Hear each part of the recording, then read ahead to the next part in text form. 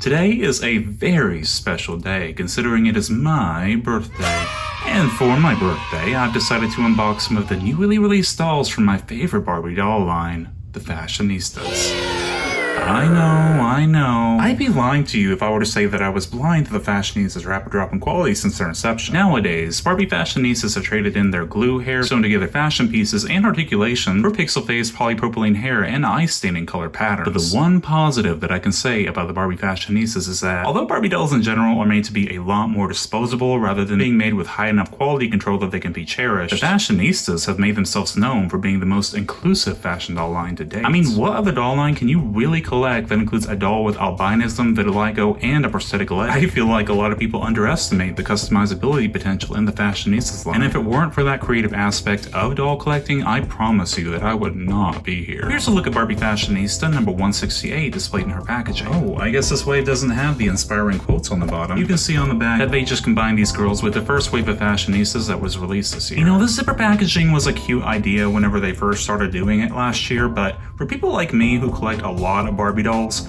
this is kind of annoying because I would much rather just be able to recycle the cardboard blister packaging that they used to package the Fashionistas in. And before I forget, here is a look at her illustration. She looks really cute. She honestly kind of reminds me of Ariel. Maybe this doll is Mattel being salty that they lost a Disney license to Hasbro. And here is Barbie Fashionista number 168 straight out of her packaging. She uses the new Teresa, aka the NASA head sculpt, which is dated 2014. I ain't even gonna lie, this girl's eyes creep me the fuck out. There's something about how icy blue they are. I'm gonna try to not be too critical because I know that she's a lot of people's favorite from this wave. You can see that this Fashionista has some really striking light blue eyes and a saturated red lip and some brown eyebrows. Her face paint is really clean, not really pixelated at all. But if you zoom in really close, I'll try to get like a really good picture of it. You can see like the grainy pixelation, but I mean, you shouldn't be able to notice it in photo. She also kind of has like a smoky eyeshadow. Her hair color is honestly really awesome. It's this bright little mermaid red color. Unfortunately, the haircut is really choppy. You can see that she has some shorter pieces up top and longer pieces on the bottom. She has like a side part, and the rooting seems to be pretty good from what I've seen.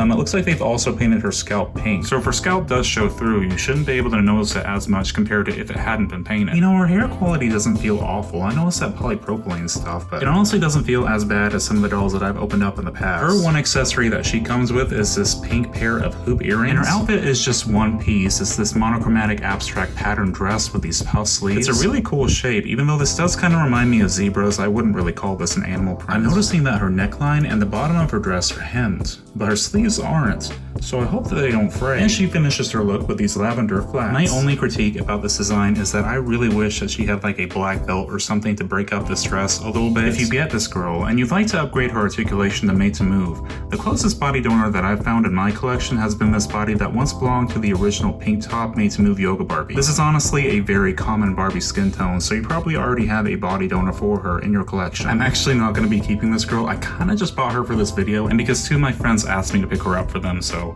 I expect her to be one of the more popular dolls this way. Here's a look at Barbie Fashionista number 170 displayed in her packaging, and again, no inspiring quote on the bottom. Was that really too much work? Honestly, this has to be one of my favorite Barbie Fashionistas ever designed. Here is a good look at her beautiful illustration.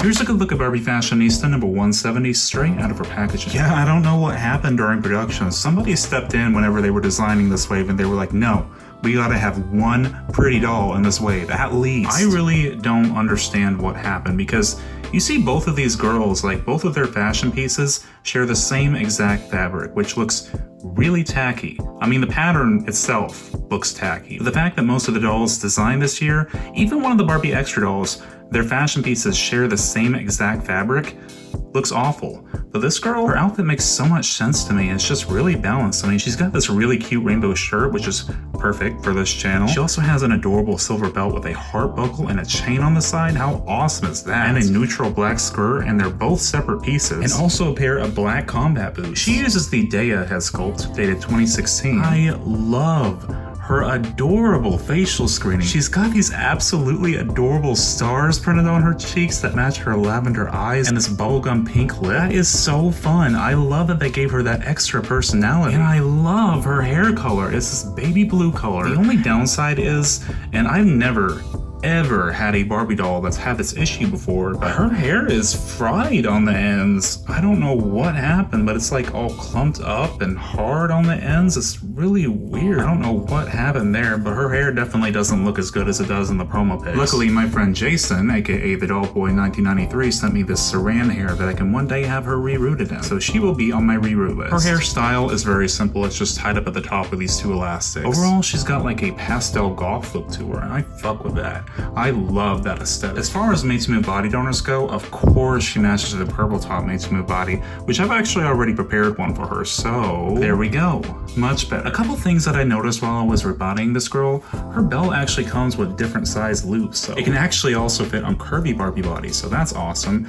I just wish that it fit a little bit tighter on the original size body. And her hair is a lot more choppy than I initially thought it was. Look at this. What the fuck? Like, what the hell? Like, this is like the hair on this side of her head is significantly shorter than it is on this side, so I don't know what happened there. Hopefully it's just this one. But that certainly doesn't stop her from being absolutely adorable. And here's Barbie Fashionista number 169 displayed in her package. She uses the Millie head sculpt, dated 2015. You know, I usually don't buy Millies, but I saw a lot of unique aspects about this fashionista. For example, she has these gorgeous green eyes and this wicked purple eyeshadow. And her outfit honestly makes a lot more sense than some of the other girls that we have here today. She's just wearing this neutral tan t-shirt dress that you can honestly pair with a lot. And they usually don't give Millie this dark of a skin tone. If you want to upgrade her articulation to a Made to Move body, she's probably going to be the closest match to a lavender top Made to Move yoga Barbie. But unfortunately, we don't have a Barbie with this skin tone in the petite size. She also comes with one accessory, which is this gray sock, which honestly doesn't fit on her all that well.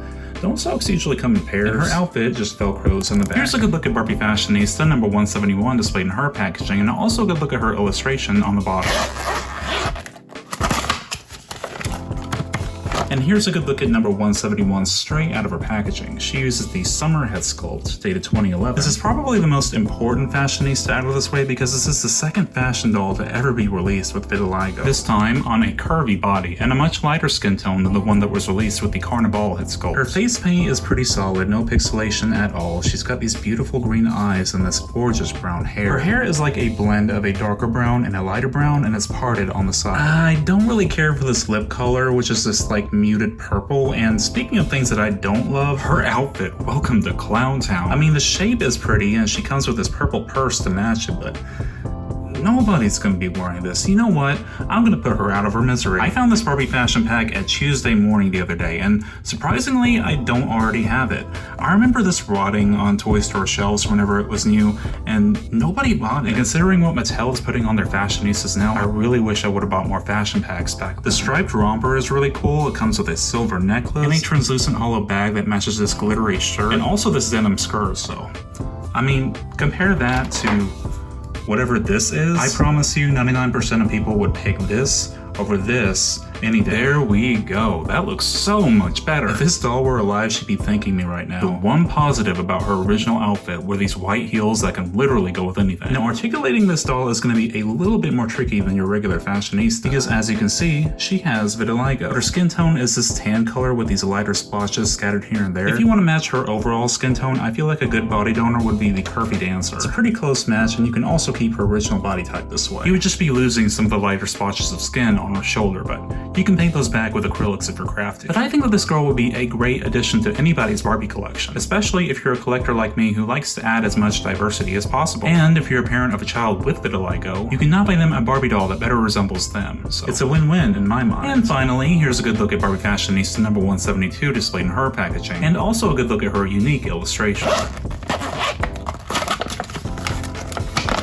And here's a good look at Barbie Fashionista number 172 straight out of her packaging. She uses the Kim head sculpt, which is dated 2014. This poor girl, what did they do to your face, honey? Why is she the only one here that has pixel face? That makes me so mad. Anybody who gets this girl is going to have a very difficult time photographing her. Look at how reflective her eyes are. That is so unfortunate, and look at how fuzzy the paint is. Like, god damn. I love her lip color. It's not pink, it's like an orangish red. I believe this is our first Barbie doll with this hair type as well. We've got micro braids in the past, but we've never got these like twists. This is really awesome. It's like a black and brown blend. It's rooted really nicely too. I'm not seeing a whole lot of like bald spots. They can't root this too thick or else it'll be very like big and bulky, and it's not the 80s anymore, no matter what the designers of Cave Club think. She also has these really cute baby hairs around the top of her head. This color scheme, I hate this color scheme because it reminds me of a very rough time in my life because these were my grade school colors, blue and orange, so I hate her outfit. I'm not sure if anybody else experiences that with any sort of color scheme, but blue and orange, I can't stand it. So instead, she wears this cute striped romper. This is something that I've noticed Mattel doing a lot lately with the Playline Barbies, and it's really starting to piss me off.